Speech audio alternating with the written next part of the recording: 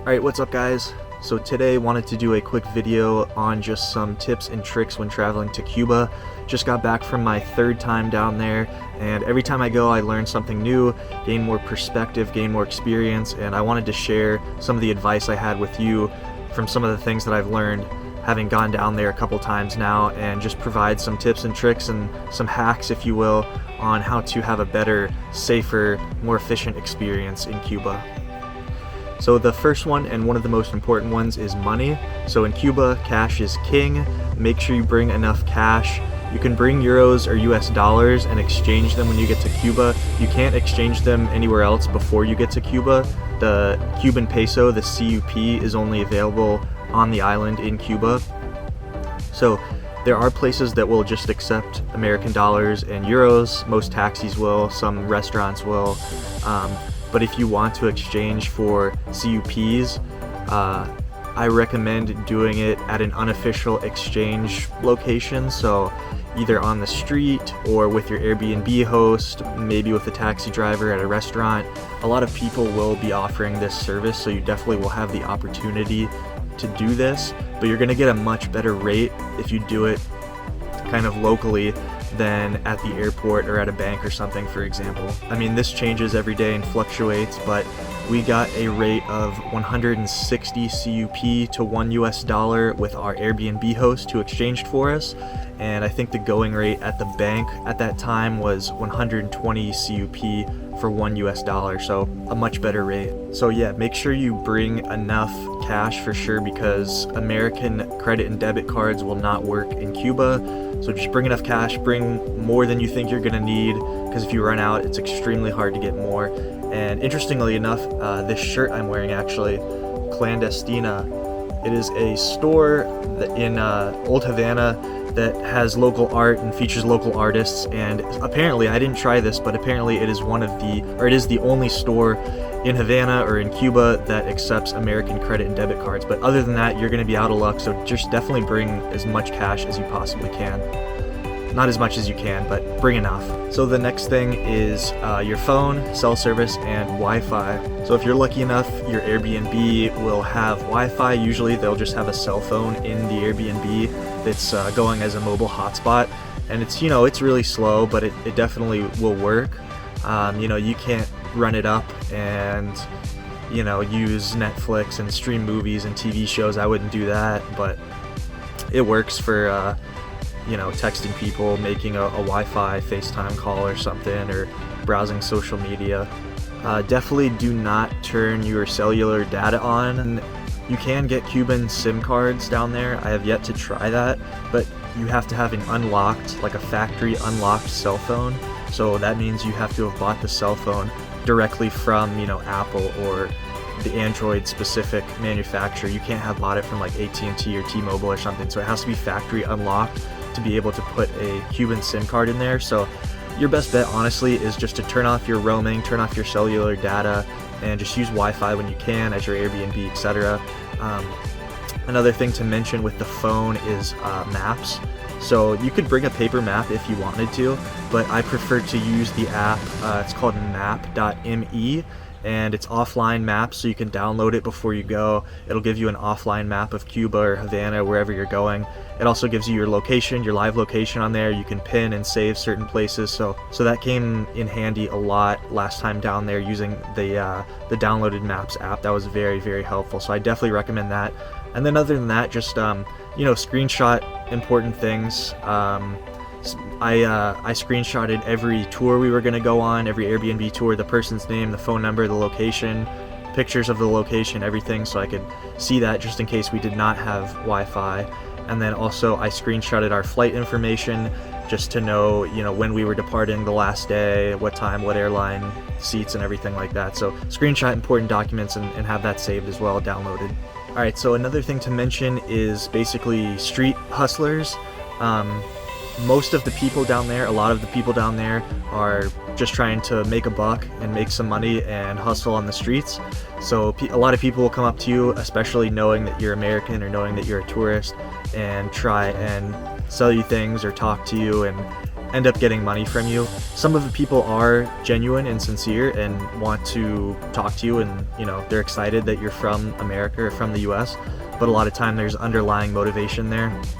So some of the ones to watch out for, there's a lot of people selling cakes right now, so they'll come up to you and try and sell you a cake. Another one is they'll ask or tell you they want to take you to the cigar festival, or take you there, so there is no cigar festival, or they'll tell you that they want to take you to a friend's house or their house that has a good deal on cigars.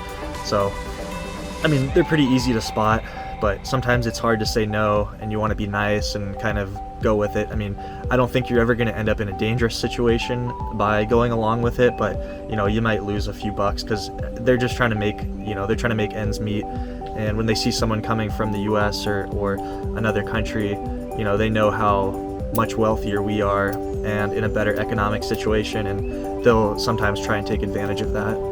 I forgot to mention two of the other hustle tactics they'll try and use is ask money for baby's milk. That's another pretty common one. And then sometimes they'll just straight up ask you for money, or ask you for money to buy a taxi or a pedicab or something. And then the last one is they'll offer to take you on a tour to like over to Vinales or something, or once again the cigar factory, cigar festival, etc. So the next one is just use common sense, like you would traveling anywhere outside your country. I wouldn't say Cuba is dangerous. It can look a little sketchy from the outside, and especially at night, it can feel a little sketchy walking around, but I've never had an issue. I've never heard of anyone having an issue, so I think it is pretty safe. But just use common sense like you would anywhere else. Another thing kind of along those similar lines is maybe kind of obvious, so I'll kind of gloss over these, but don't take pictures of the police or the military or any military installments. No drones allowed in Cuba, unfortunately, so you cannot bring your drone. Oh yeah, and also just drink bottled water. Not really sure if you can drink the water there. I don't really want to find out. The coffee is fine, of course. I drink tons of coffee when I'm down there. But yeah, just stick to bottled water. Another thing to mention, it might be kind of obvious, but bring all your medications you might need. The healthcare system down there is not, I would say, up to speed as it is in the US. I mean, they have some of the best doctors in the world, but they could potentially be lacking supplies or medication, etc., and you don't really want to go to a hospital in a foreign country. So bring anything you might need, your medication and ibuprofen, Pepto-Bismol, anything you might think you would need while you're down there as well, just to kind of be prepared. Might be hard to find that stuff when you get down there. There's not really a lot of like convenience stores. You can't just walk across the street and go to CVS or Walgreens. Another thing I thought of that came to mind that my friend that I went with brought up after the trip, he said he wished he had brought kind of an old pair of throwaway shoes. The streets there can be pretty muddy if it rains, pretty dirty, a lot of potholes, dog poop and a lot of trash. So if you want to bring like an old pair of tennis shoes to wear and then throw away, that might be a good idea as well. Don't go down there with brand new sparkling white shoes, I would say. So the second to last one is make sure you're just following the requirements and the legalities of the categories of your trip. So, you'll be going down there most likely under the category of support of the Cuban people. So I could go way in depth on the details of that, but you can do your research or watch one of my past videos and just follow the requirements for going down there under that category. Keeping the full-time schedule, keeping your receipts, keeping an itinerary, not spending money at any government-owned entity, etc. Make sure you fill out all the necessary paperwork and forms before going. That's going to include the visa, obviously get the visa, which you can either order online beforehand and it'll come in the mail in like 2 days, or you can buy it at the airport for I think it's a little more expensive. There's a travel affidavit you have to fill out. There's also another form, and I'm going to butcher how to pronounce this, but the DVROs. It's an online form, and it's going to give you a QR code that they'll scan at the airport before you leave, and then also when you arrive as well. So just make sure you have your documents and all your paperwork and stuff in situation before going down there. But yeah, I highly recommend doing most, if not everything, down there through Airbnb. Airbnb has some great experiences down there, tours, etc. And then also that's a good local place to stay as well, and it is legally compliant if you stay there, if it's locally owned, etc., not government owned. So yeah, Airbnb has a lot of cool properties down there and a lot of cool experiences and tours as well that I would definitely take advantage of. Really just enjoy it. Go down there with an open mind, an open heart, and try and connect with the people, and definitely brush up on your Spanish before you go if you can. Or you can also download Google Translate, which I did this time, and it was very handy because you don't have service, so go ahead and download it before you go down there. But yeah, just have a good experience, take it all in, and come back and then reflect on it and go from there.